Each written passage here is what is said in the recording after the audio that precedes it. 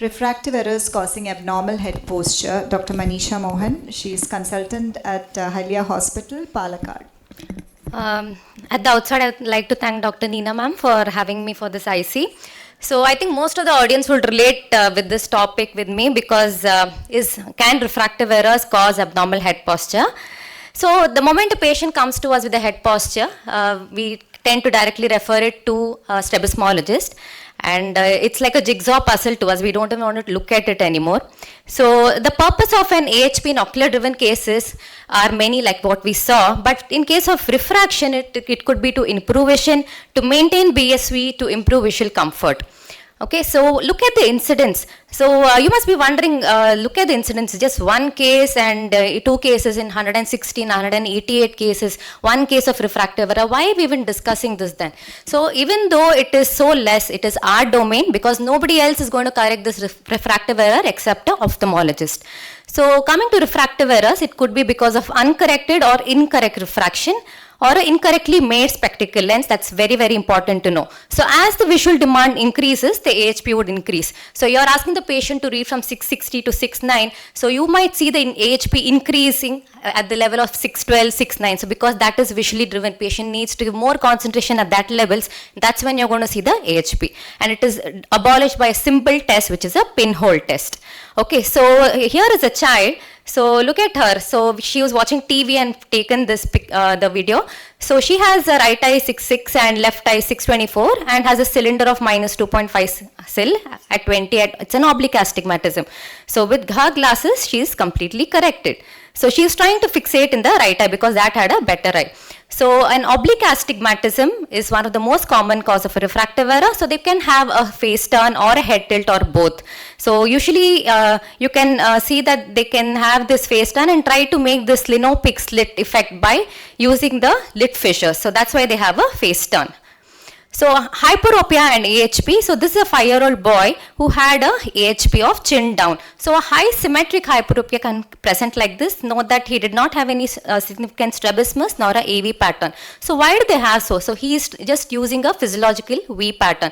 So he did not have any significant strabismus, but when the patient has a hyperopia, they tend to accommodate. And when they accommodate, they converge because of the AC by A. So when that happens, when you're doing it for down gaze and the primary gaze, it will hamper the binocular vision, whereas up gaze, because of the small divergence which is usually present in all of us, the binocular vision will not get hampered. So this is myopia and abnormal head posture. So the forward head posture you see in this lady, so usually this is attributed to the adults, the students who adopt inappropriate postures for a long period of time, using gadgets for a long period of time. So we don't know if it's directly related with the myopic power, but probably it's one of the etiological causes leading on to myopia. So another cause is an anisometropia of high degrees. So when you have a patient with the minus 16 refractive error and a 30 mm of an axial length in one eye, and other eye has around 25 mm of axial length, so there is a phenomenon called heavy eye syndrome. So because of that, there is a superior-temporal dislocation of the lens, and because of that, they tend to have a hypo and a ESO in that eye. So to compensate for that hypo, they tend to tilt to one side. So that is nothing but heavy eye syndrome. So just a note on dislocated lenses. So I'm not sure if you can see the lens here. So this is a case of homocystinuria.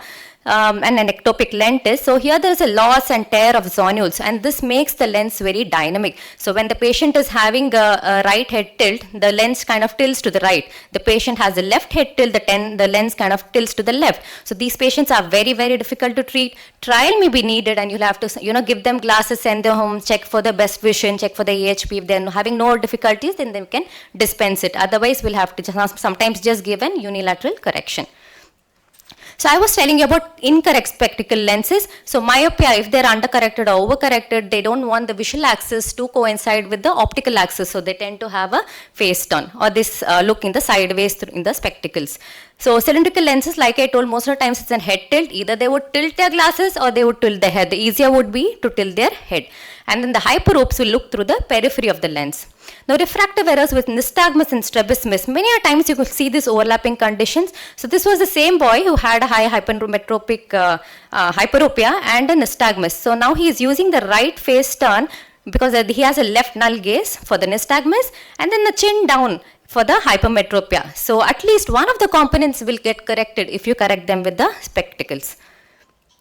So any wrong prescription or wrong spectacle lens can, patients can have in head posture because they cannot tolerate, especially the overcorrections with hyperops and astigmatism, they tend to look over their spectacles. And some children may feel like tilting or turning the head to one side to avoid confusion. This is very common in anisometropia. They tend to use the better seeing eye for that. And anisoconia also, when you have a difference in the plus powers in one eye, when there is a high plus in one eye and other plus in the other eye, they will have different magnification and anisoconia. So that can be altered by giving a different base curve and reducing the lens thickness, using the aspheric lens with more positive power, and the economical alternative would be to use a large uncut lens. So some children tend to look through the better seeing eye, and therefore the AHP occurs. So this could be because the select frame which was too large compared to the IPDs. This is very, very common in pediatric age group because usually the opticals, some opticals don't have the pediatric frames and they would just dispense them off like that. And lenses, if they were cut too large, and also if the glasses were undercorrected or overcorrected, wrong prescription should be noted and correct the refraction and give them the correct spectacle fit. So here I've got the power right, their axis is right, spectacle fit is right. What am I missing? So look at this boy. So he has a chin up. Now with the glasses he is having a chin up, and without the glasses there is no chin elevation. So but although you can see him squeezing the eyes in the picture without the glasses for the refractive error. So this was the case of a scratch glass. So the problem might be as simple as that. So it was a scratch glass and he was trying to avoid those scratches, and that's why he had a chin up position. So it's always important to take the glasses, have a look at them if they're fine, and then again give the new glasses if required.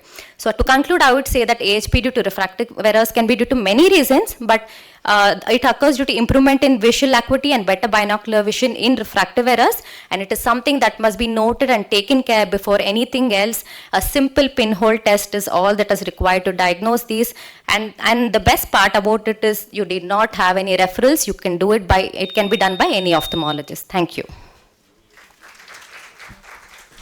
Thank you, Monisha, for that very lucid presentation. And AHPs due to refractive errors is not uncommon. That's the first thing we must rule out.